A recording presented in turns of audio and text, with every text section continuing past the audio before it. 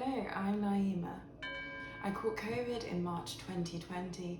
I seemed to recover just fine apart from a few residual symptoms. And then a few months later, I deteriorated quite significantly and became incapacitated by my symptoms. From chest pains, fatigue, a rash, migraines, other respiratory issues. It's taken a long time to see any improvements. I've spent about 6 months where I was bedbound 80% of the time, and now I'm at a phase where I'm starting to see some improvements, and there are a few things that I think seem to be helping, and so I thought I would share. When you're unwell, there are so many different things that you're trying to throw at the situation, so it's always very difficult to tell what it is that is helping, because you're constantly trying different techniques and different approaches, so it's always difficult to tell what has caused this improvement. In this video, I'll share 3 things that seem to be helping me in my long COVID recovery. Also, I'm not a therapist or a doctor, so I can only speak from my own personal experience, and I'm not a trained professional. And everyone who has long COVID has a completely different set of symptoms. But for my particular recovery, these are some things that seem to be helping. The first thing that seems to be helping is retraining my brain using therapy techniques. I've been using cognitive behavioral therapy, CBT, to help me get out of negative thought patterns. In the first few months of my diagnosis, I was stuck in a negative feedback loop between my thoughts, my feelings, and my actions. It would go something like this. The thought would be, I'm deteriorating, this is never gonna end.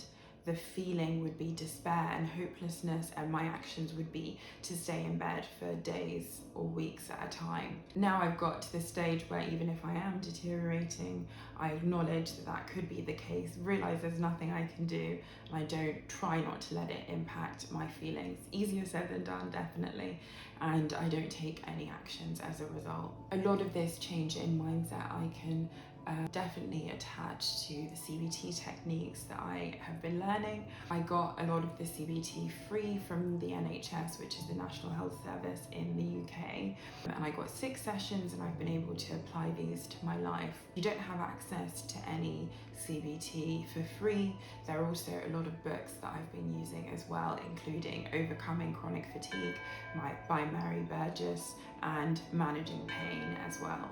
I will link those in the bar below. As I said, I'm not a therapist, but these have been written by trained therapists who specialize in this area. More recently, I've been using pain reprocessing therapy.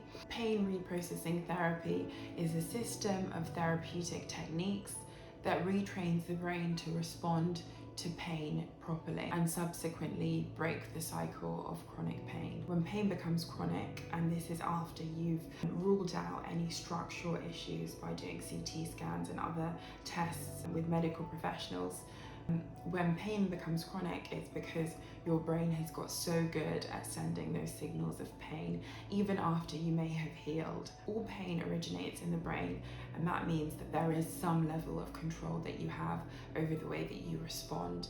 I had a lot of advice from well-meaning people saying, why don't you just ignore the pain, or why don't you just carry on as normal as if it wasn't there? This is impossible. Pain is designed to be unavoidable.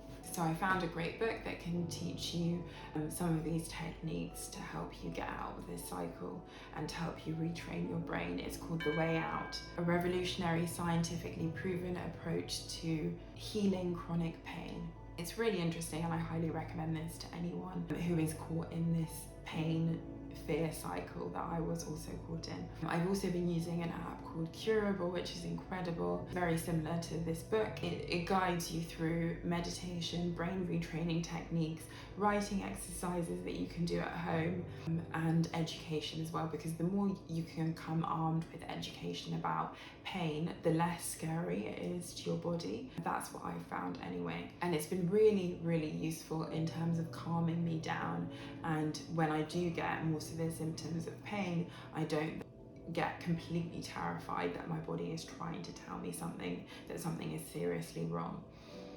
So I highly recommend those as a resource to get you started.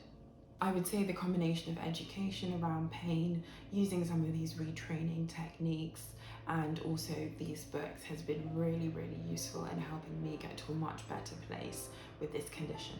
I cannot even begin to discuss the number of vitamin, minerals and supplements that I've been taking over the last year. It's a very long list.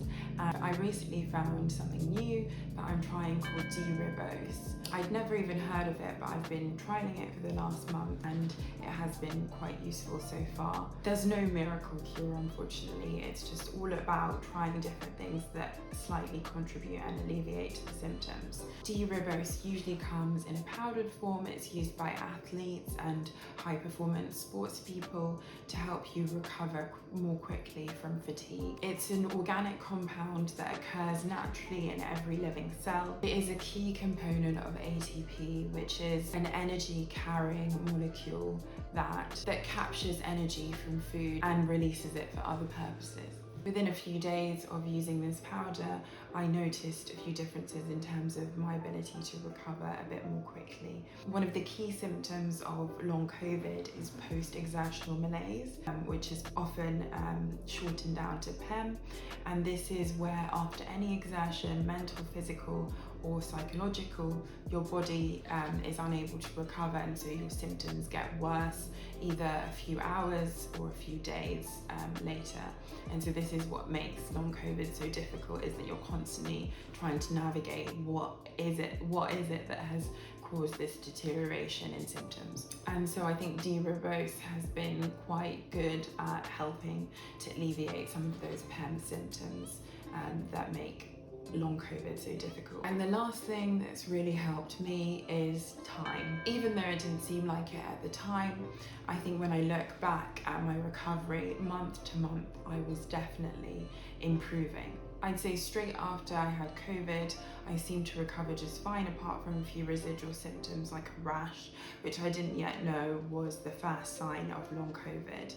Then when my symptoms got a lot worse, for 3 months I was in denial, and then I had the most severe symptoms after that 3-month period. And then now, coming up to about a year since my more severe symptoms, now I'm starting to see some real improvements that are noticeable. I think what's difficult is that day to day you can't see any improvement. But when I look at it month to month, I'm doing a lot better than I was in March. And in March I was already a lot better than I was in January. I just didn't know it yet because it kind of seemed like exactly the same day to day. You have good days and bad days. And even at the long COVID clinic, I've asked whether they think that the main thing that will help me recover is time, and they confirmed that. So even compared to last month, I'm able to sit up for much longer periods of time.